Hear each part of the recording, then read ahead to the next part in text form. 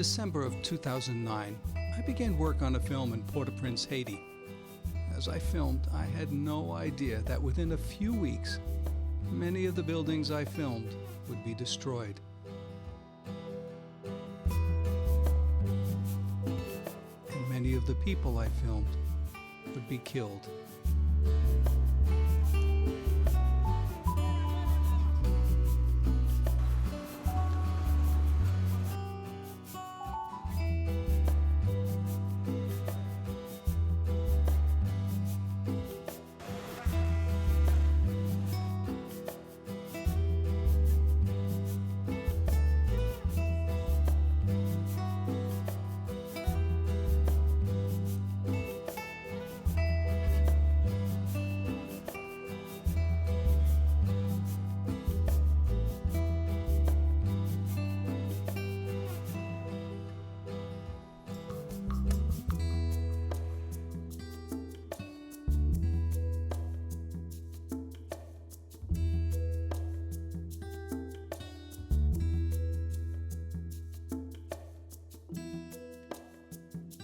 On January 12, 2010, a powerful earthquake devastated most of Port-au-Prince, Haiti, killing more than 300,000 people and leveling most of the capital city.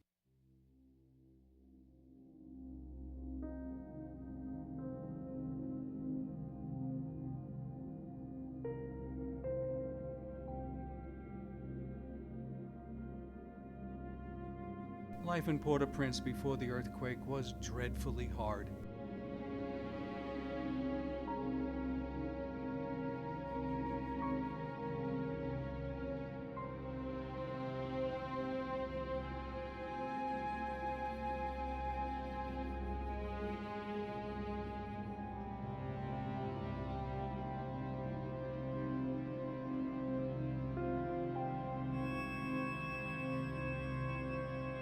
After the earthquake, it became a living hell.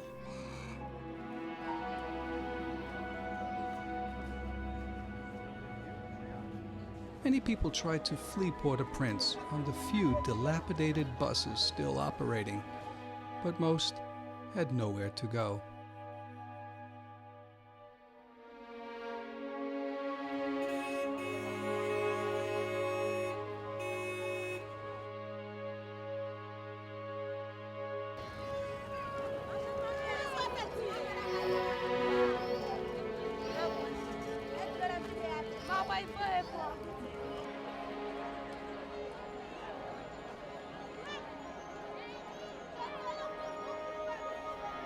A year after the earthquake, 1 million people were still living in tents.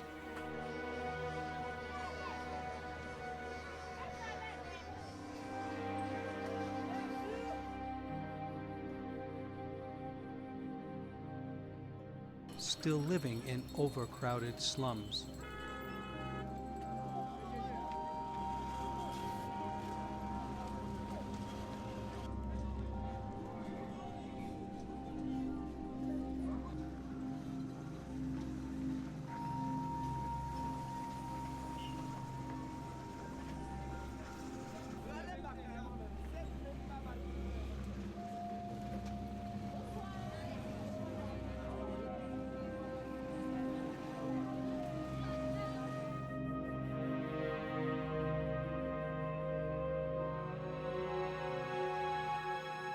A year later, most of the rubble had not been removed.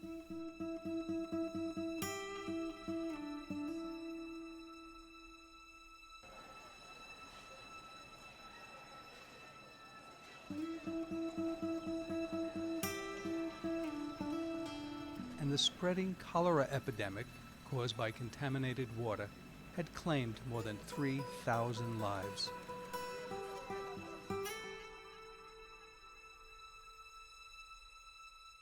The earthquake dramatically illustrated the importance of the common good and the absolute necessity of compassion, filtered through the cruel reality of the intense, widespread, dire poverty of Haiti. This film is about the true beauty and transformative power of compassion. Humanity's survival hinges on that one word. Compassion is our sole hope. Compassion is at the heart of all religious and spiritual traditions. Compassion was the core of the message of Jesus. Yet compassion seems far removed from modern life. This film has as much to do with suffering as it does with Haiti. Suffering is synonymous with Haiti. Suffering is the one thing that all humans have in common. We have no control over suffering. In one form or another, it visits all of us. It makes us look at life differently. Suffering is a great teacher. It wakes us up to reality.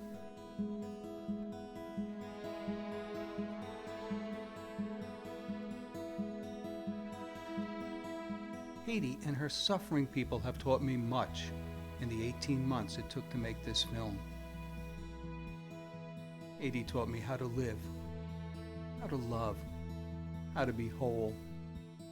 Haiti taught me about faith, hope, and patience. Haiti taught me about death and resurrection. Welcome to Haiti, a school of life. My name is Jerry Straub. I've been making documentary films on poverty around the world for more than 10 years. When I look into the sad face of a starving child living on the margins of a horrific slum, I find myself looking into the very mystery of life. Chronic poverty, with its desperate and endless struggle for survival, fills me with grief. Yet these dreadful and hopeless slums can be sacraments of transcendence that can unlock our unconsciousness and lead us to a place of authentic solidarity with the poor. The mystery of poverty and pain, the very mystery of life and death, is too deep, too sensitive, too fragile to be truly understood, let alone solved. But in these dreadful places of extreme desperation, I often catch glimpses of hope and the quivering feeling that life is truly magnificent and precious. The cross is clearly visible in these nightmarish slums, but so too is the joy of the resurrection. After 6 trips to Haiti, during the country's most tumultuous year in its long, tortured history, I was left with countless images that are forever seared into my mind. The endless, mutilated, crushed victims, the horrendous living conditions, the sick, dying, and dead. Yet for me, all that I have witnessed can be encapsulated in 2 simple and common objects: a mud pie and a kite, that speak plainly and clearly to both the despair and the hope I found in Haiti. On my desk in my library, I have a mud pie I brought home from Haiti. I could never imagine being so hungry and so broke that I had to resort to eating something made from mud and contaminated water, something so vile it could make me very sick or even kill me. A mud pie symbolizes, for me, the extreme poverty of so many Haitians. Mud pies are baked in ovens of anguish and hopelessness. I'll never forget my first visit to Cité Soleil in December of 2009, just weeks before the earthquake. The devastation, the tin shacks, the rotting trash and spewing sewage, a little girl urinating in the garbage, a woman defecating in the open, naked kids with bloated bellies running barefoot through pig-infested mud. It was all too much to take in. And then there was the fetid and nauseating stench that was intensified by the blistering heat. The place literally assaulted my senses, left me feeling helpless and emotionally wrought.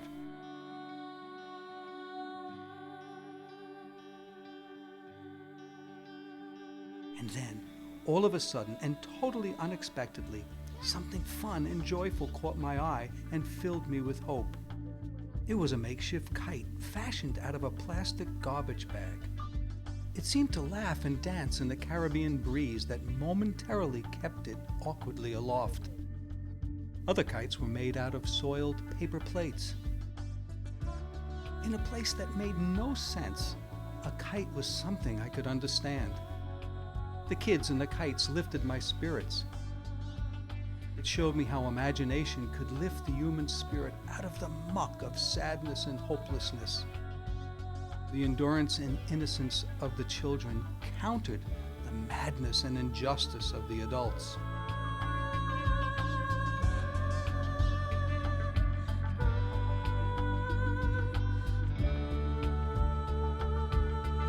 And so, for me, mud pies and kites came to symbolize the death and resurrection that is a daily event in Haiti.